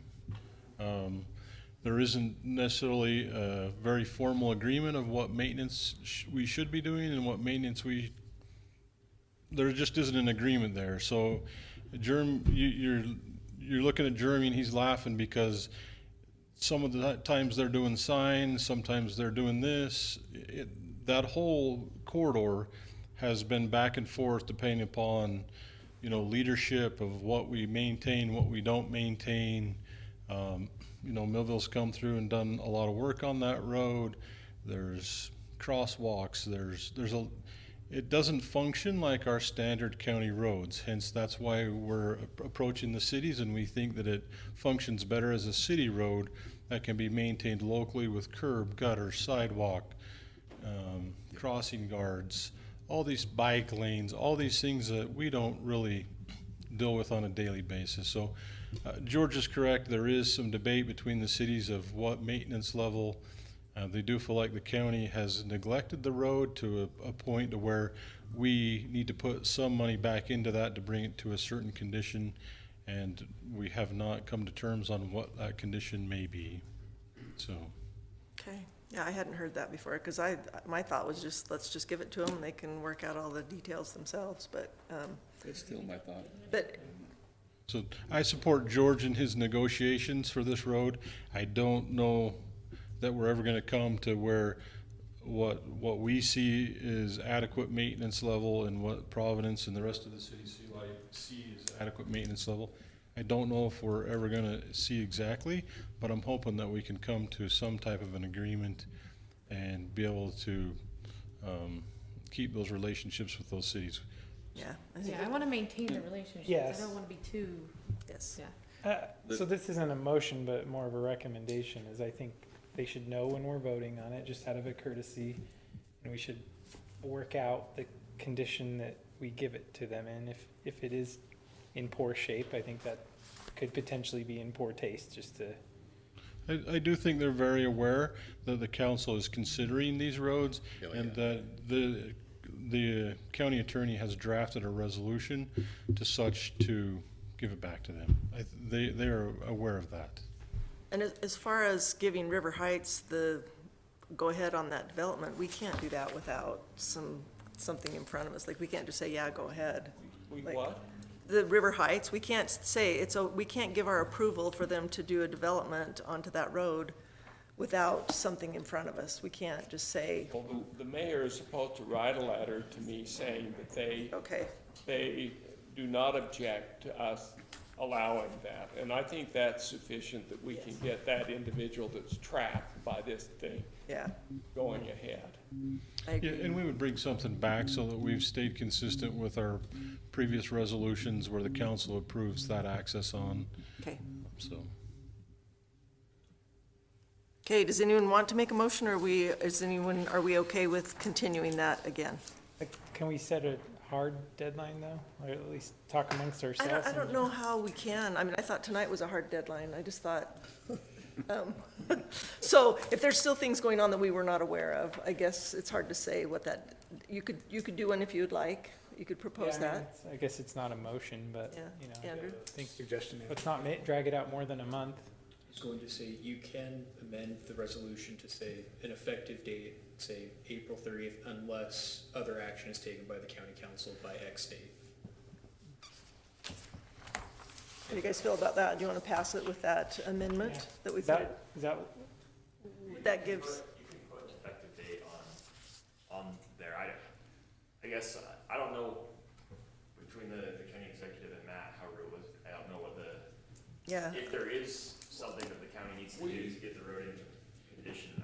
We don't need any more incentives from you to get rid of the road. We're trying to get rid of the road. We're trying to do it in a way in which we don't cause more difficulties with the three cities involved.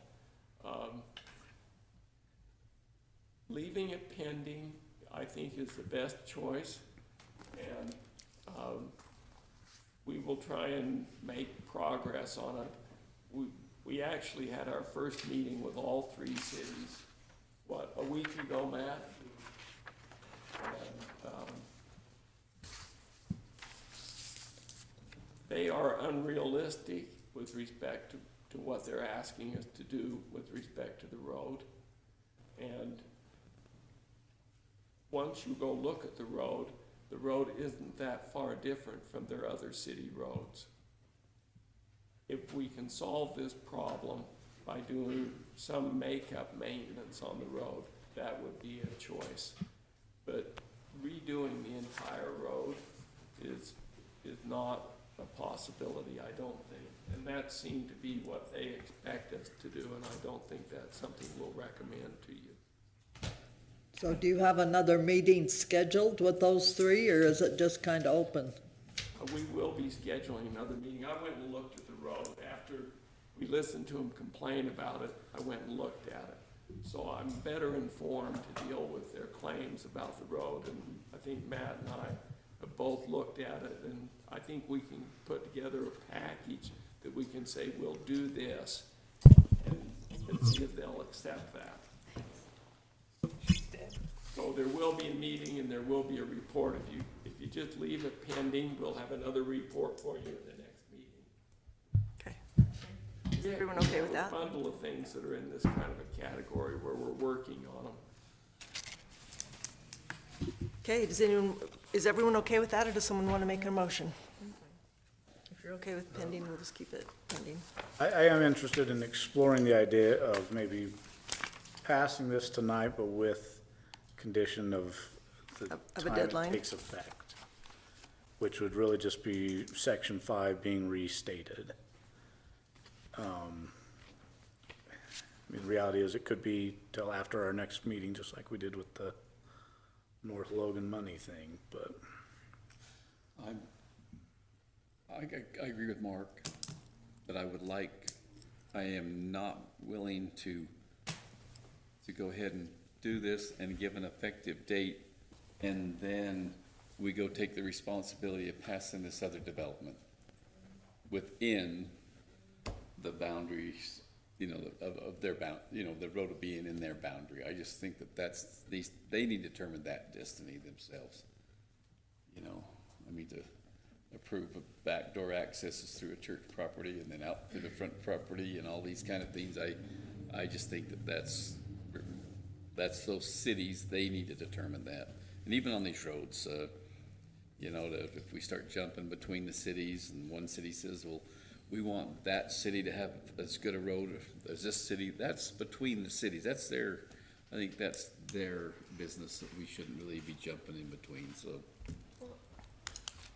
My opinion is I think we have the opportunity for some goodwill brokering between the cities that have had a hard time having the conversations. And so I think we can take advantage of that as leaders in the county. We can take the lead on that. Does it really matter if it's another 3 weeks? We know we're going to abandon the road. Like, that's a given, right? We know what the ultimate outcome will be. I don't see there's a real problem in waiting to see if we can have some finesse in trying to do that. I think the only downside is just this developer that's been waiting forever for their thing. And I just don't want caught in the middle. We don't meet for 3 weeks. And we've been doing that for a month.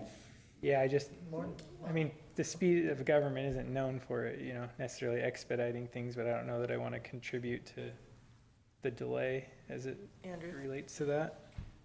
I have had the developer reach out to me subsequently since the last meeting. They are expecting some sort of action soon, though that doesn't obligate you to do anything, but I will say they are following up and they are watching closely. Yeah. They've been waiting over a year, haven't they? Yeah, we're not beholden to them, but I think, we. Okay, so, again, does someone want to make a motion? Do we want to just continue it till next time? I know you guys feel like you'd like to pass it with a deadline. We're meeting again on the April 14th and then again on the 21st, I think, because we changed it. Yeah. So, or we have a meeting the week after, we could put it there. That gives us almost exactly a month. And I apologize for bringing it up, but then I just haven't read it from that context, the rest of the document. Is there anywhere else, my concern is with making a motion is there anywhere else that we would need to make a similar adjustment in order to be able to not have it take effect on the 21st if something better, everyone agrees is better, is agreed upon? That's my hesitation in making the motion to what I suggested. Okay. If there's anyone is feels they're more familiar with the document, I'm happy to continue to discuss this so that we can. I really feel like we need to set a more firm deadline, because we've been saying this is on the agenda, we're gonna pass it next time. The executive's done great work here, and negotiations are always not time sensitive, but situation relevant, so I don't think you've done a bad job, I'm not saying that anyway, but I would like to see this thing done sooner than later. Is there a time urgency, Mark? Well, back to, again, to the developer has been held in limbo, outside our control for over a year. And what I'm That saying is something I is- do want to be cognizant of. If River Heights sends a letter saying they ask us to do this with respect to this developer, why don't we do that? So that person is not caught in this delay.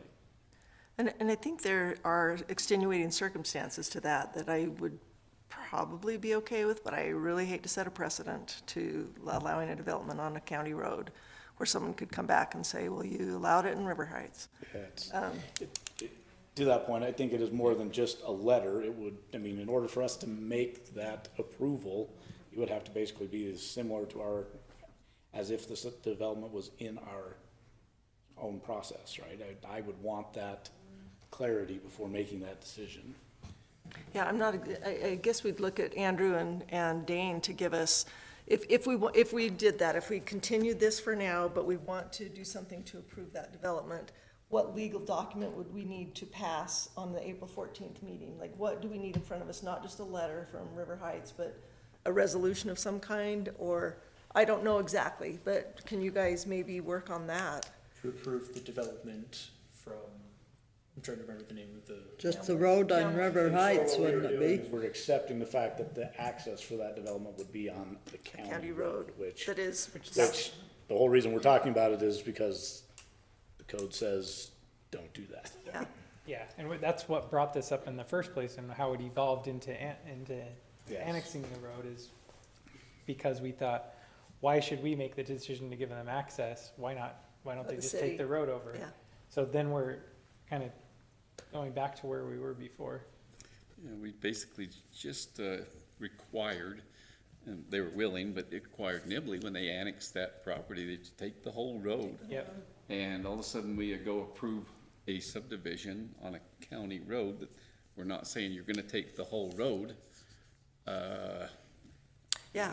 Even though it's a small chunk right there, but even though we're not telling them that River Heights, you're gonna take the whole road, whatever it may be, that's why I say, hey, just clean cut, do it, and let them kind of develop, what they need to in between, and they decide how good a road they want, how bad a road they want, whatever they live with, what they can afford. I don't think that's really, I think that's something that they themselves in those city limits should be in charge of their own destiny on that road. Well, and they collect the tax money for the development. Yeah.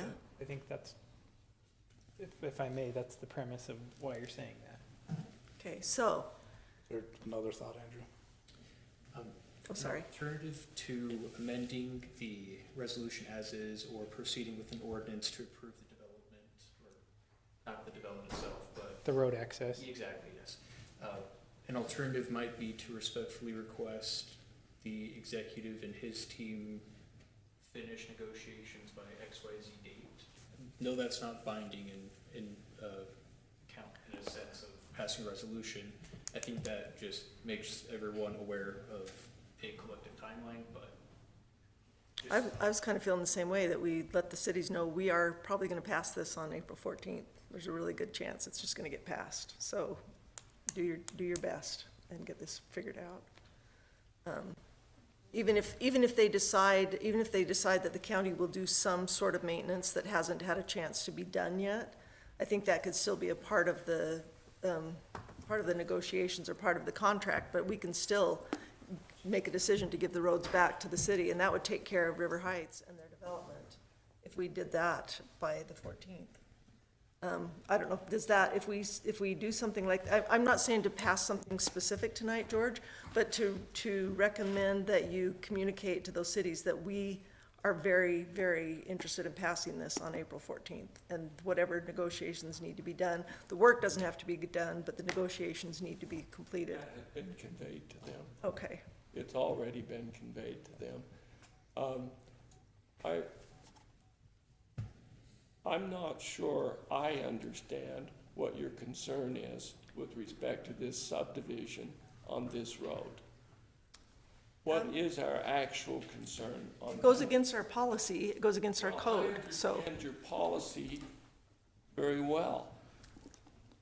Most of the time, we're talking about land in the unincorporated area, and you can't put a subdivision on a county road. This county road has no unincorporated land on it anymore. It has city land on both sides. If the city comes in and says, we do not object to your giving access to this subdivision on this road, and we agree, if at some future date you give us the road, we have no objection to your giving access. Doesn't that solve our real problem? There's no reason to make this request a burden on trying to get rid of this road. If the city says, fine, why would we object? We just have to do it in a manner that meets all of our codes and our policies. Like, that's all I'm saying, is it needs to be, it can't just be an arbitrary decision, because that sets a precedent that, you know, if there's extenuating circumstances, we'll do something outside of our code. Well, And that's all I'm saying, is if we're gonna do it, this would be the cleanest way, is to just give them the road and let them do what they want to with that development. If we decide we're gonna continue the negotiations on the road past the 14th, and we need to do something for the development, it needs to be done by Dane and Andrew in a way that we can have it be. What you're doing, though, is you're not recognizing that this road itself is an exception. We don't have any roads in any cities except this piece of road. When we took the road over, no one would have suggested that we apply county planning and zoning ordinances to this road. It would have made no sense at all for us to take a road that ran through Logan, River Heights, Millville, and Providence and say we're going to administer this with our county ordinances of planning and zoning. I agree, it makes sense. We just need to have it done in a way that is legal. That's all I'm saying, is that. I'll be the first to admit I don't know all the reasoning for the policy, but policy comes about from some reason. So is it because trucks passing back and forth 100 times ruins the road that we have to go maintain? Is it because one time 100 years ago someone got hurt and it was a liability for the county? Like, there's things I don't know that I don't feel informed enough to know why that policy even exists. And there's also county road standards, and then there are the city road standards, and number of vehicles and all that. It needs to be to the standard of basically city traffic, city use, you know, all of what they would then abides by their ordinances for all city streets. And so. Can I ask a question of Matt? Please. Because I don't know where that comes from. I assume it's in the road manual, not in the county code, because I'm familiar with the code sections that refer to the road manual, but I'm not familiar with the entire road manual. That's why I walked up here, Matt Phillips, Public Works Director. I did want to clarify that there is, by ordinance, the county road manual has been adopted as such that it basically is another ordinance of the county. And in that manual, it says that no access from city limits or a city development will be allowed on a county road unless it is approved by the county council. So that's hence that why the developer has come here asking for the county council's permission for his development to access a county road. Okay. And I think all the things you guys are talking about is why that was put in the road manual. So we can discuss traffic needs, you know, all these types of things. So if this is approved, then we'll need to come back and have some kind of a resolution where the council actually approves that according to the code, that we see a resolution that you guys are accepting that, and it could be with a condition, it could be with other things. But I think that whoever put that in there realized all of these types of things. Is the city, why can't the city annex it? What does this traffic impact do to the county roads? because there's different abilities for us to collect taxes, control traffic, traffic studies, WITs, all these types of things, and it allowed kind of a break. And so normally I can approve accesses to the county road. In this case, when it comes from a city onto a county road, I cannot approve that without your approval. But we can't, it says that we can make those determinations by project. So I think to answer the question of what's the big deal, like, Yeah. that policy was written from the wisdom of the ancients, and we don't know why, and I'm not confident enough to override that. The ancients, is that what you're saying, Terry? No, us why but that it's- puts it why in a it's different there. light, Matt, that we're well within our county. Yeah. We're not bound. Okay. As George So- mentioned, a letter from the mayor that says he's in favor of it, that might be one thing you guys want, but there'll still have to be an action on the council to approve that access. Okay, and I'm happy to, I think I'm willing to do that. Okay. Yes. As we talk about connectivity between those municipalities, this is besides the highway, this is one of the only roads that we actually have. It would be really good if we could get the best possible outcome. Yeah. And if that takes 3 weeks, that takes 3 weeks. If it takes a month, it takes a month. Just because we're trying, we know we're gonna get rid of the road. Yeah. But I would really like to say, let's try to have the best connectivity as we can on that road. If it I takes agree. a month, we know what the outcome's gonna be, So- but let's try. To me, it seems like, and I was reading through the thing again with the idea of, okay, what if we put takes effect upon date? And now maybe with that context, it stands out more clearly to me that probably the objection to this would be that we aren't stating in here when the financial responsibility would kick in. And where we've already budgeted for maintenance on this road, the road funds from the state are already allocated. We're not saying that we're gonna stop tomorrow and not maintain the road. And where the cities have not had a chance to put it in their budget yet, they're gonna be high and dry. We're not, if that is the hangup, then I would love for them to say that rather than, oh, the road hasn't been maintained well enough, you know? I just don't buy that as the objection.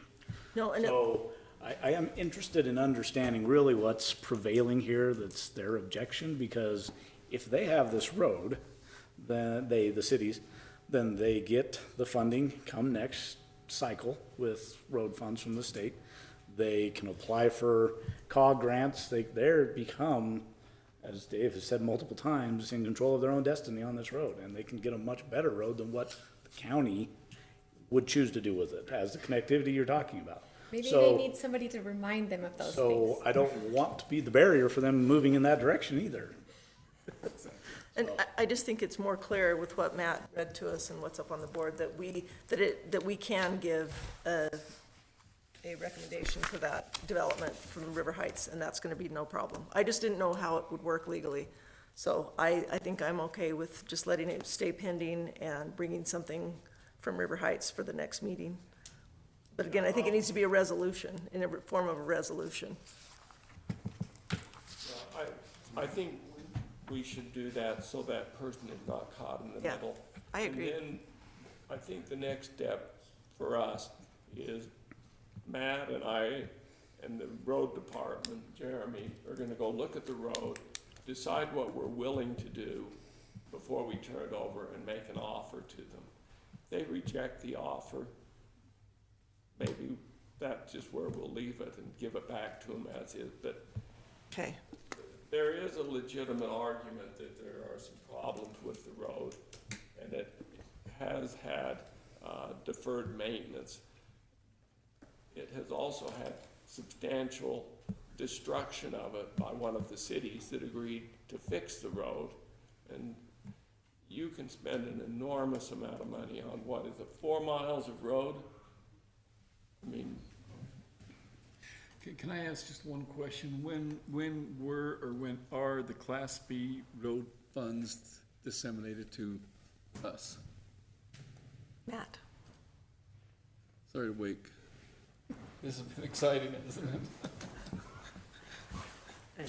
Contest with Brian to see who can get more steps. I was hoping Matt might willingly come up here for this one, but I think we receive 4 disbursements throughout the year. Okay. Quarterly. Quarterly, okay. Is there, even what we've received on this road, is there anything that's being held for maintenance for this year on that road that? That isn't really the way it works. We get so many Right, dollars per for mile. that. Yeah, okay. I was just kind of curious as to whether, basically, what we would be allotted for this segment, turn it over to the cities with it and be done. Which we would anyway. One of the arguments that is present in the negotiations is we haven't spent the money that we've gotten from the state taking care of this road. That's one of the arguments. It doesn't, you can spend that in a very short distance from what we get, so I understand that. Thank you. So I guess, put a pin in my comments and I'll be quiet on this one, but if there's 4 disbursements throughout the year, then I think we ought to time it such that the new map of those 4 miles is known sooner rather than later. Okay, back to this meeting. So we're not gonna, does anyone want to have a motion? I would accept a motion, or if we get no motion, it's a pending item. Okay, I won't do a motion, but on the, probably April 14th, I will have a motion to pass this. okay, He's got an itchy trigger finger. Emotion. okay. And hopefully we'll have a resolution from River Heights City, or for us to accept that development on that date. Okay, other business, entity-specific training for county council members. There is a link in there to get the the auditor's office training, right, Matt? It's thrilling. What year was that supposed to be done? It's supposed to be done at the end of the quarter. Every 4 years. Which is? Next week. March 31st. Oh, we got plenty. What's through at? So for those of you technically who haven't completed a 4-year term, you technically have to do this, but We're in compliance. it'd be best if everyone did. Okay. What's through at? I have to sign an audit statement, and we have scored everything that we fulfilled it, except this one requirement. Yeah. Okay. Okay, well, everybody get on that right away, because we want to get a higher ranking from our audit. To be done, it's just a video, you just need to watch a video, and it's what, a half hour, 45 minutes? There are tests Make sure too. you're listening. Yeah, there are tests. You have to pass them with 100%. Yeah, there's like 7 tests. I will Okay. say, 2 council members have already completed it, and I will be bugging the rest of you to complete it as soon as possible. Did I do it? It was Joanne. It was Yeah, I me. get the prize. Yeah, Joanne got it done first. I did not do it at work today. You've got the, Take the responsibility, make sure this where's gets the done. verbiage for going into It's my it? job to herd the cats. Okay. That's what I do. And by the way, Matt, thank you so much on that. I really loved your descriptive format that you Yes. did for the budget that we're looking at and everything. I tell you, that's really, really good, so. Okay, we're going to excuse Councilmember Buse, and I need to have a motion for that. Well, I move then that we go into executive session for the purpose of strategy sessions to discuss the purchase, exchange, or lease of real property, or to discuss a proposed development agreement, project proposal, or financial proposal. Second. Moved and seconded that we go into executive session for the reasons stated. Those in favor say aye. Aye. Any opposed?